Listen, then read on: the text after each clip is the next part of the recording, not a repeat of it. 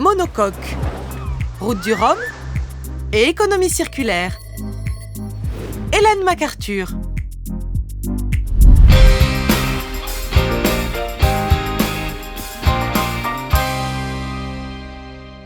Ellen MacArthur est née le 8 juillet 1976. J'ai grandi à Watsonwell, au Royaume-Uni. À 4 ans, on l'emmène faire une balade en voilier et ça lui fait un petit quelque chose. La sensation que j'ai éprouvée lorsque nous avons mis les voiles, c'était la plus grande sensation de liberté que j'aurais jamais pu imaginer. Ce jour-là, elle décide qu'un jour, d'une façon ou d'une autre, elle allait naviguer autour du monde. Pour moi, c'était clair. En revanche, pour mes parents, ils n'étaient pas prêts de m'acheter un bateau aussi petit soit-il. Alors, à l'âge de 10 ans, elle va économiser sur l'argent de la cantine. Chaque jour pendant 8 ans, j'ai mangé de la purée et des haricots qui coûtaient 4 pence chacun.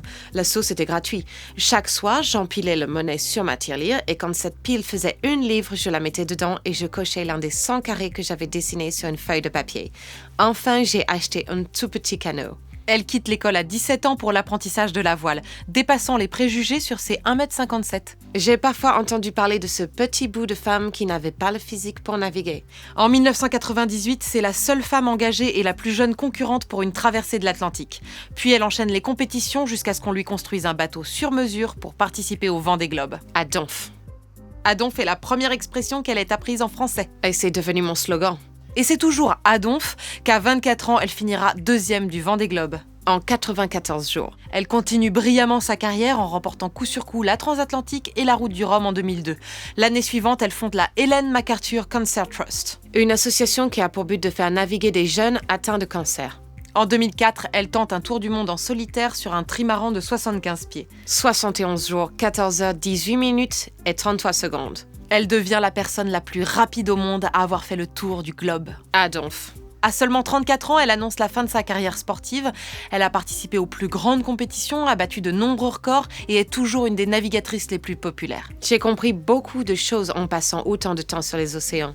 Et en partant de sa grande expérience, elle fonde sa reconversion sur ce constat. Quand tu pars pour 3 mois sur un bateau, tu optimises tout.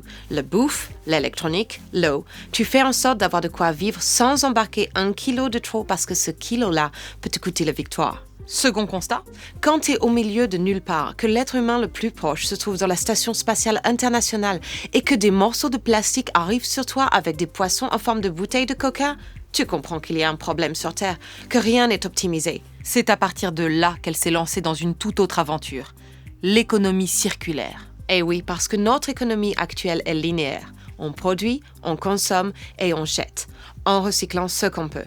Au pire, on revend 1 fois ou 2, mais après, on jette. En 2010, elle lance la fondation Ellen MacArthur qui couvre 3 domaines d'activité. L'industrie, l'éducation et la communication. Tout ça dans le but d'accélérer la transition vers une économie circulaire qui serait régénératrice.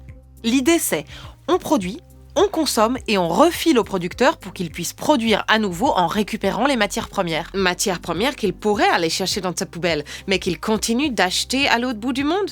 Avec l'économie circulaire, tout le monde est gagnant.